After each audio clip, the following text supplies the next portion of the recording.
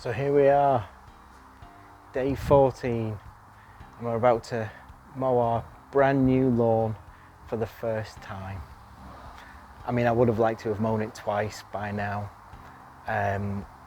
but it's just been so wet. I looked for a gap after the last video, after rollering and putting the feeds down, but it was just so wet. I mean, I could have, there was moments where I could have mown, but I don't know if I would have been able to produce a video. But here we are now, this afternoon, day 14, and we've got this opportunity to film and give it its first cut. As I say, I would have mown it twice, obviously only because of the stones. Didn't want to flick them around, so we decided to clear the stones, roll it, and then apply the feeds, and it's doing really well. You know, I'm really pleased with it. So let's give it a cut. What to expect from the first mow? I mean, it's probably going to look a little bit patchy, which is fine, because obviously it's going to thicken and fill out as this lawn matures. It's not going anywhere, this lawn. This is here to stay, so we don't have to worry about affecting it. We can just enjoy the process of establishing it even more, thickening it up, and just watching it establish itself and looking after it. So fun times are ahead. I normally like to cut, I'm going to use a rotary mower for the first cut, a little Hayter Spirit, which is a bit of a museum piece, I think. I think they've stopped producing them now, Hayter. I think their smallest mower now is a Harrier. So a bit of a museum piece you're about to see me use, but it's a lovely light mower, does a nice job. I like to cut, usually I like to cut on between a 1 and a 2, you know, just pick which one the lawn suits best for, but I'm going to start off on a number 3, see how it goes, and then decide whether to give it a second cut or not. So yeah, let's go.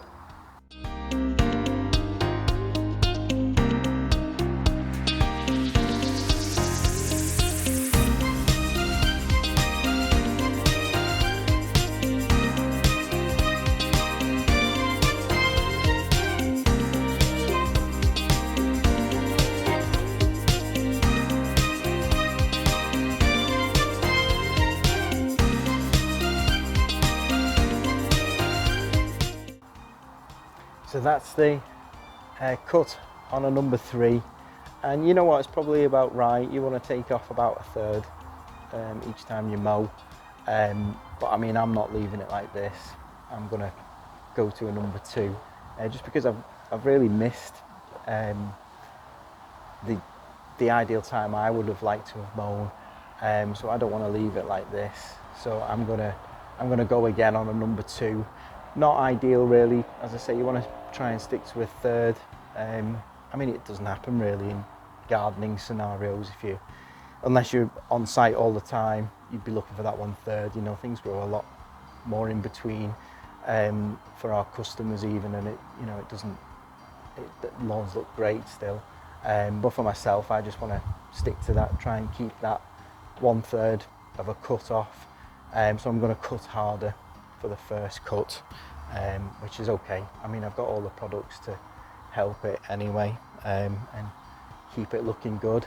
So yeah, I'm going to go for it. I don't think it'll affect it anyway, but I just want it to look tidy after its first mow. It still looks quite long really, taking that third off the length of the grass. So yeah, let's go for a number 2.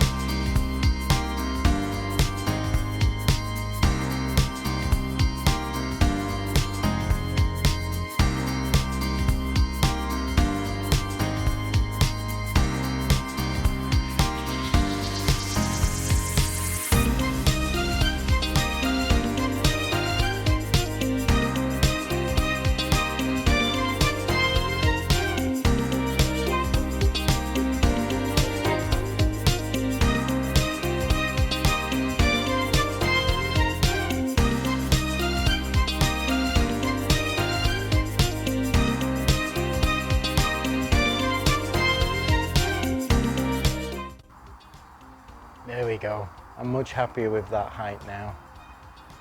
It looks tidy. Looks like it's been cut. So I'm just going to go around strimming. Lots of people strim before they mow. It's up to you, however you wish to do it. I prefer to do it after mowing, just so I can blend the edges more. I keep getting attacked by wasps in the garden at the moment. Hope there's not a nest forming somewhere. But yeah, I like to trim after, just so I can blend the edges in more evenly. I find it, I've always done that way. In college, I think they teach the other way around, to trim first and then mow, but it's just personal preference, however you wish to do it. Just take your time trimming. That's the best thing to do. You know, you'll pick up your speed as you go, but just take your time on it. If you're new to it, nice and steady, slow, and yeah, it's nice and easy. So I'll do that now.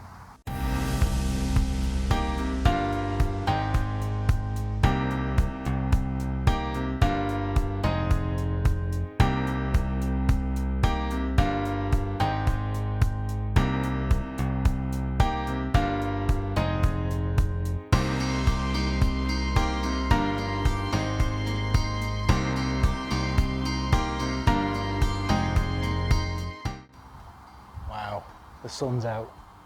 Nice, that feels good. So there it is, first mow, day 14. Would have liked to have mown it on around day 11, I think it was day 10. But never mind, we press forward.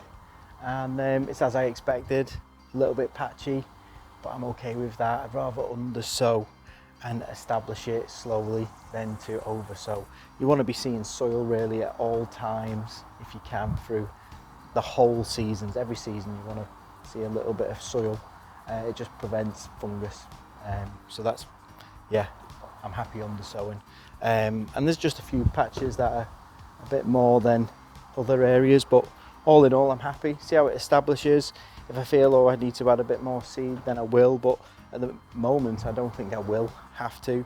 I'm just going to keep an eye on the edge, because lawns just don't like it when you spin on your roller when you're mowing, on your turn. They just don't like it, especially a new lawn. So I'll just see how that goes. It sort of smears, squishes, skids, and you can sort of, over time, you can see an area where it'll bald slightly. So we'll just keep an eye on that. But we can cut opposite ways as well. I mean, it's a tiny, tiny lawn. There's no real, you know, there's no areas where you can go off and spin it and come back, and you know, it's just one of them. Just got to get on with it, find your groove, and stick to it. And going forward now, feed wise, I'm just going to water it. You know, not now, just a general. That's all I'm going to be focused on. If it's dry, I'll water it. If we don't get much rain, but we're forecasting again to have loads of rain, so I don't think I'll have to do anything. Just leave it, see how it recovers, see how it grows. If I feel I have to act, obviously I'll be filming it, but I'm just thinking of a liquid feed. It's got its pellet in, you know, it's got its coated pellet to give it some weeks of feed. But yeah, if I have to act, it'll probably be a liquid feed that I'll put on, but I can't see it. It'll just be a case of leaving it, let it grow, let it thicken.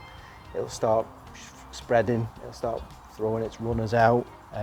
Obviously the leaf will establish more leaves from the crown will come as the plant establishes itself. So yeah, that's it. Thanks for watching. Before I went, I wanted to show you this. From one classic mower to another classic mower. I bought this for £50.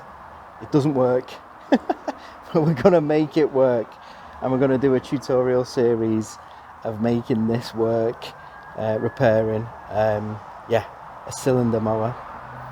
Started off cutting on a cylinder mower on my dad's garden when I was about 7. It was very similar to this, a little bit smaller, but yeah, I mean, just that Scarified piece alone made me think, yeah, 50 quid, that's worth a punt. Now, will it be a good punt, or will I go bust on it? So let's see. But yeah, we're going to do tutorial series on repairing this.